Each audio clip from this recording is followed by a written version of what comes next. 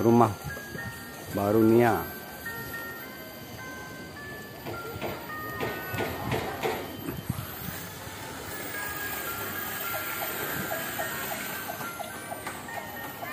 Tamu-tamu Masjid Istiqlal.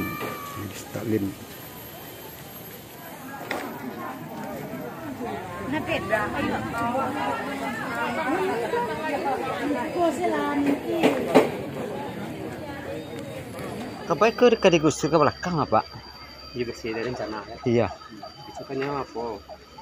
Marti hari. Rencana. Jadi ikut ke seandainya ke digusur berarti penambahan dapur di bawah mana? Iya dapur. Aduh nampak dah di itu Pak di atas itu ada pisang itu karambi itu tujuan itu Pak.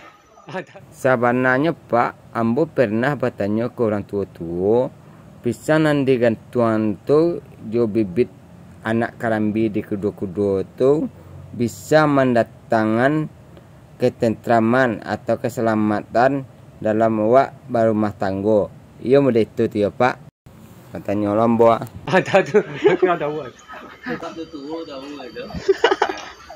Kecewa tukang gua di saat nyanyo awi aku sentuh anu lah Jawa. Itu deh ya. Berarti tukang rangka baja jo malepuh pesan tembok beda orang apa. Yang pelakon yang ngerti aku lah. Kelapa khusus untuk ngaji masang pokok. Sama trolon. Dari pagi ke maci ya Pak. Angkot lah yang apa yang mengerti masang pelakon lah. Bis timborong sih kok antaranya sampai siko ya Pak. Kecil ada banda ada juang tuh. Yang kau saluran kau taruh banda. Oh yang mana yang taruh Pak? Yang ketek ya. Kau kan sekiteng itu. Kus peteng. Kok pembuangan air sabun? Pembuangan air mandi kan.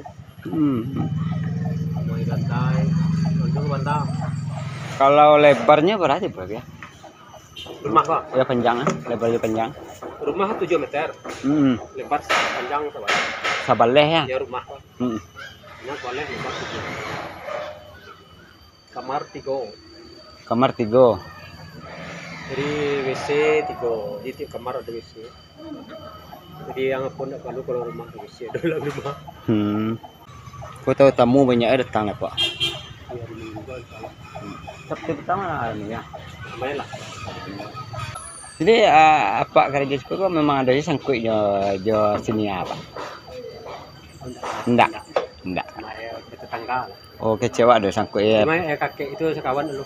Oh gitu. Kakeknya apa? Kita kan sepupu mani. Yang Jakarta. Oh berarti yang anu itu kakek di Borema ya? Yang nama mak di Borema ini ada.